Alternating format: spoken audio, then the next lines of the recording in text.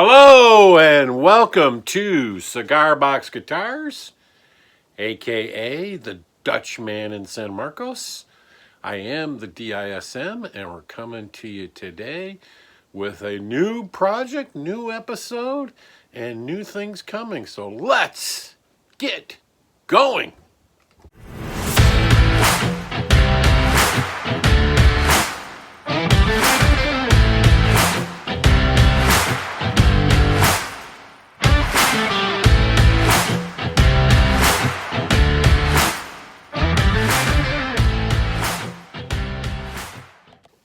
All right, so here we go. Coming to you with a new episode, a new project, and we finished up the King B, which was a stunner at the end. A little bit of tweaks on it. I still have to do some intonating tweaking. I was playing it, and I couldn't. Well, the tuners on it are a cheaper tuner. If I upgraded them, it'd probably be better. It falls out of tune pretty quick. But it's still, when you like strum it open, you can hear that there's problems with the intonation. So we got to adjust that, which is minor stuff. And I still didn't get those corners on. I actually went to Home Depot to buy some plywood for my model train project, and I forgot all about those because I had to get in and out and get to recording. So long story short, I didn't get them yet, but when I do, I'll show you those. I'll show you the update of the corners on it, and maybe play it a little more. I did put it in my shorts and kind of showed it, so if you watch my shorts, you'll see it there this week, which actually is airing at 11 o'clock. As you can tell, I'm recording this on Friday before 11 o'clock, and this will air on Saturday. So, coming after Easter, I'm going to start showing the progress, new content for me, and that was, like I've been saying, even on my shorts and a little bit on this show, of building a model train in N scale. I actually completely built this layout in wood years back. Had it actually running. I can't remember how far. I think I had all the cliffs and everything decorated in it, and was working on it. Didn't get it completely finished, but then ended up with the track and everything on it. I sold it before we moved just because it was just too big, and I didn't have as much time to work on it. So that's when I vowed I am going to build another one of these when I retire. So now here I am in retirement. I gotta do the bucket list of doing that. I saved a lot of the locomotives and cars. I also got a new addition because in N scale, it's set back in a time period before the turn of the century. So I needed to get a locomotive that matched that time period, because I'm making it specifically to Red Wing, Minnesota area. And in Red Wing, Minnesota, there was Red Wing pottery, which my wife actually has an old one that the old Red Wing pottery factory had. They made those big clay pots that would store things, utilitarian clay pots. So I needed an older style locomotive in N scale, and in N scale they don't make as many as those old time steam trains, because there's a lot of little working parts and everything gets so much smaller. So years back, when I said I was going to build the Red Wing clay train, I was actually designing for a basement that I lived in. A lot of my drawings I have were of that. So now I'm adapting it to this layout, so that's in a smaller space and easier to handle. I did need, and I always said I'm going to buy, Bachman had a train set called the Old Timer, and obviously that was years back. They don't make it anymore, but I found one on eBay. Here, I'll show it to you. Let's just say it cost me a little bit because it was on eBay and it's old, but here it is. You can see it. So, but I was really wanting to get that locomotive right there, is kind of that Red Wing vein style. And the nice part about this is this little car, when I look at pictures, it has a car like that where they're throwing clay in there to getting it out of the clay pits. And they did use a caboose. It was a converted flat car, but I can use that caboose and say, hey, they got modernized. But and it has two other kind of flat cars and a box car for carrying the things. So this is going to be a part of the Red Wing clay train. So and you can see right here the way the whole thing looks. But so I was really happy to get that. Also this week, and I don't know if you can see it behind me, I bought still work just to give you an update, and this will be in the building of it. I bought this is a bunch of pieces of that thin plywood, and so there'll be slats like and I'll show you. So I still got to cut these. I'm working on. I got the 3-foot ones, and I got the 6-foot ones back there, and I'll put them all together. I'll show you kind of like. So you can see the pieces are thin, but I'm going to put them together like this after I get them cut out. So it'll be a big grid that the foam piece can set on top of. So when I put them on, I'm not putting the foam on the sawhorses. I'll be putting them on top of these. So that's kind of where I'm at with the clay train. And like I said, after Easter, I'll actually do a whole show on just that content. But I just thought I'd keep you updated, and so you can look out for that.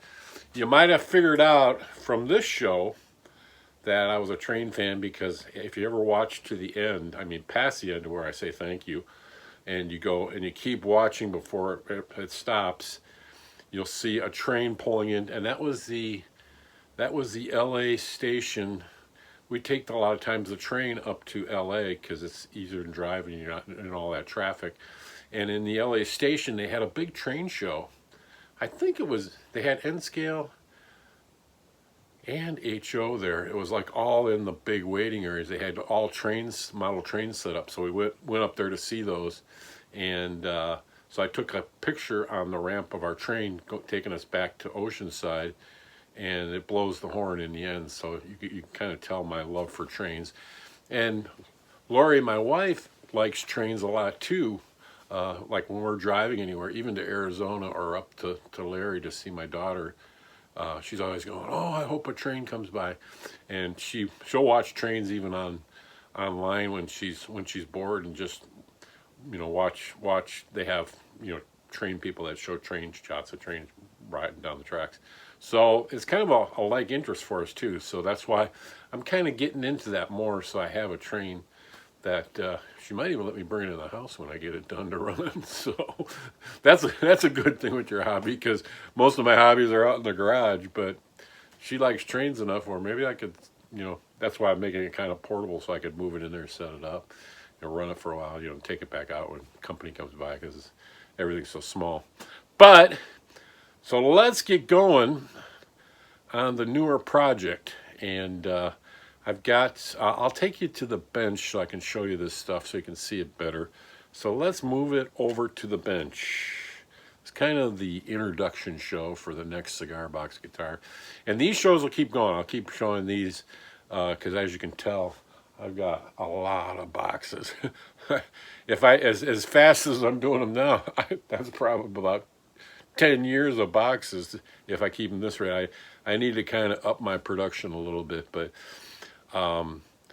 it doesn't help getting another piece like doing these trains, because now lately I've been spending a lot of my time on the train part, trying to see how I can coordinate that and get it together. But when I get stuck or hung up on the train part, I'll go back and start working on the cigar boxes, and vice versa. If I get stuck or frustrated with not that I don't, because I'm always having a good time, but when things don't go right and you got to kind of rethink it, I'll get away from that and I'll go work on the train stuff. And those are good distractions to help you get your thoughts together, what you're going to do next. And solving those problems is half of the fun for me too. So like when the Be King didn't work well, or like when I saw that the pickup was, or no, actually the bridge, because I had to remount the bridge several times.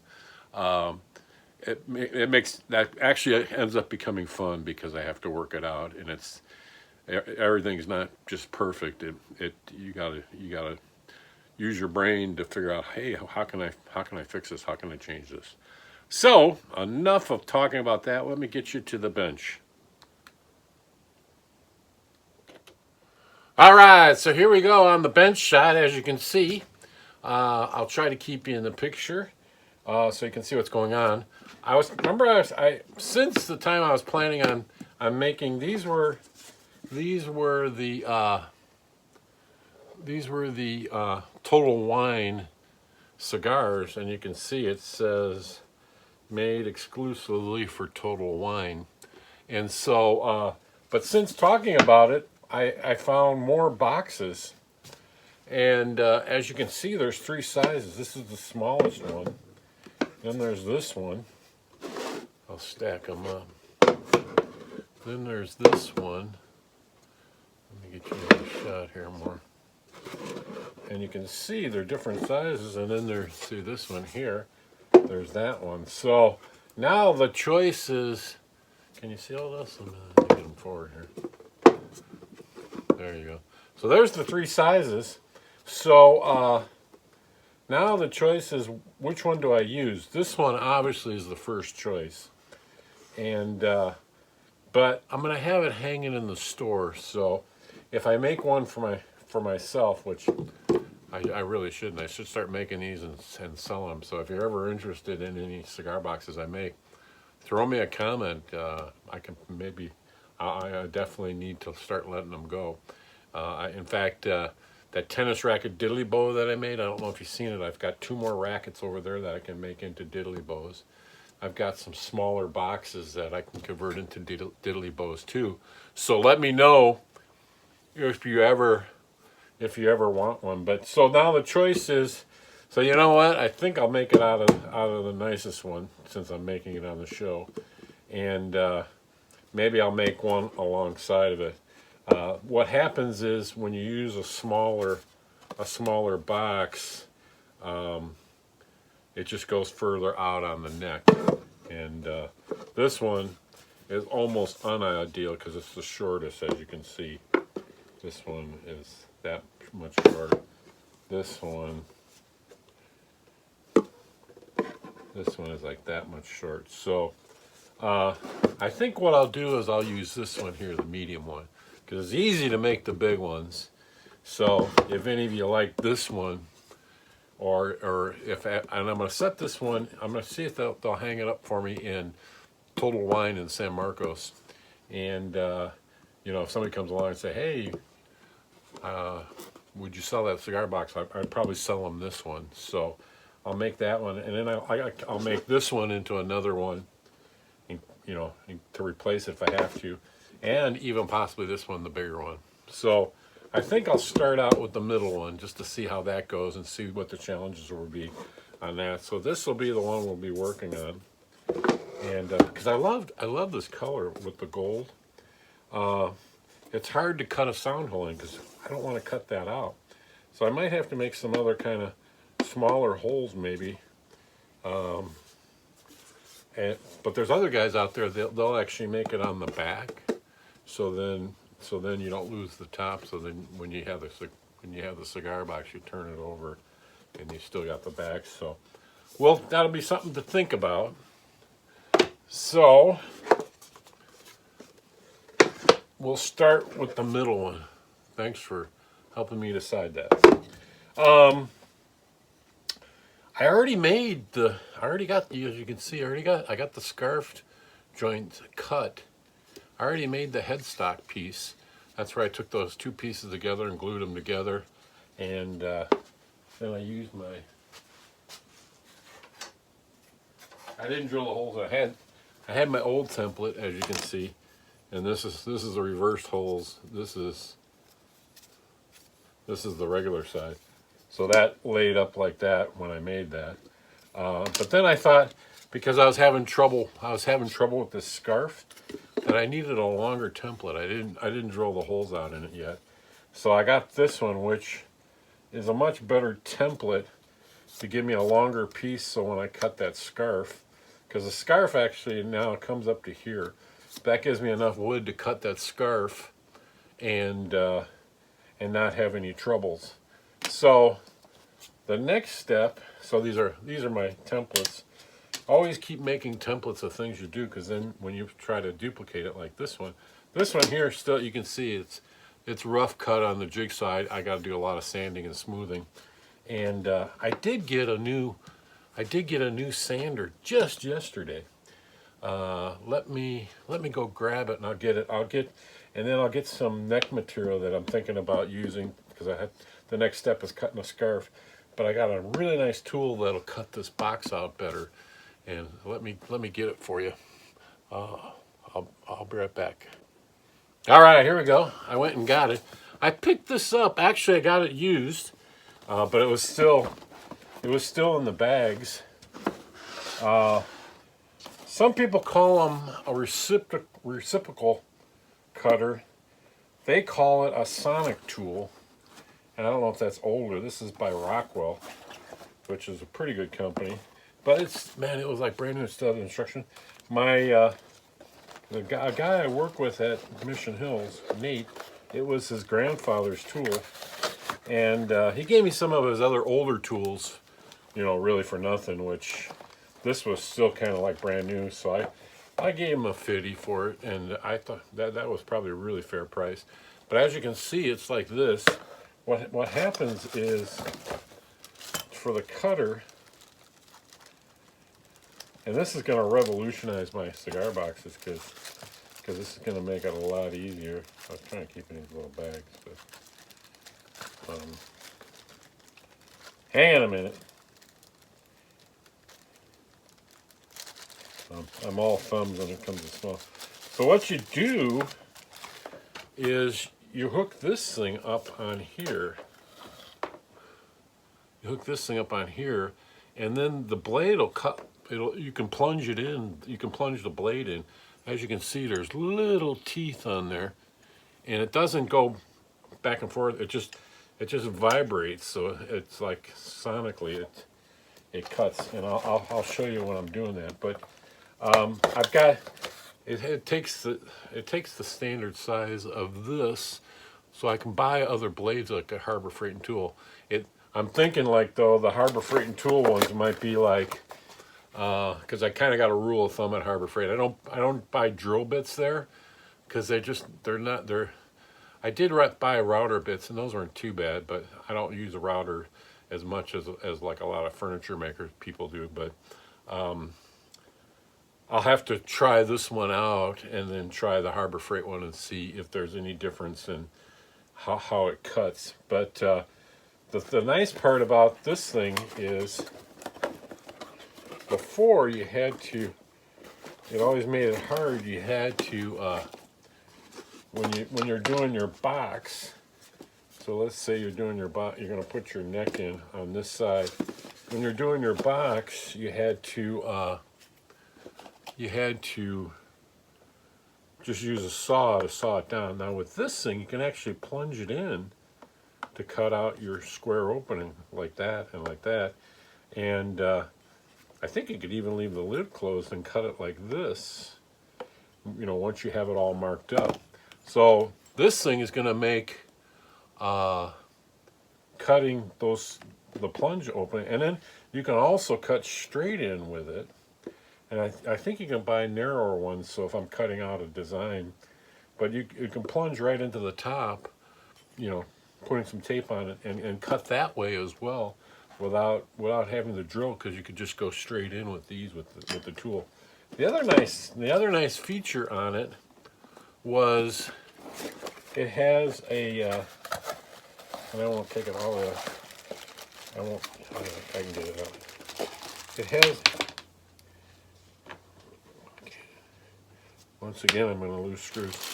It has a this triangular guy, and these are actually, it's a sander.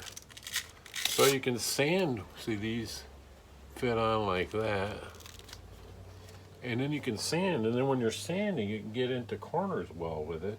And so it's actually a really nice multiple sander to give you, looks like a heavy duty one,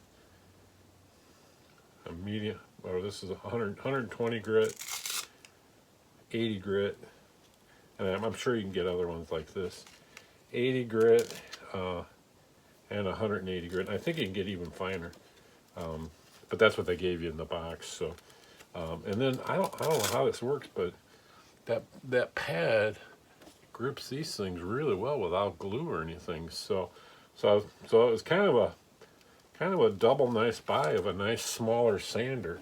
So if I'm going to sand this stuff, I just and do that with that. So you'll see this more as I use it, because I just got it. I just bought it from Nate yesterday, and like I said, I'm busy. I'm busy now with sound. You know, obviously Easter. It's going to be Good Friday tonight. I gotta run sound for that service. I had a band practice last night, so when I bought this, I couldn't even use it. All I could do is take it out of the bags and look at it. And so yeah. So you'll see more of this guy.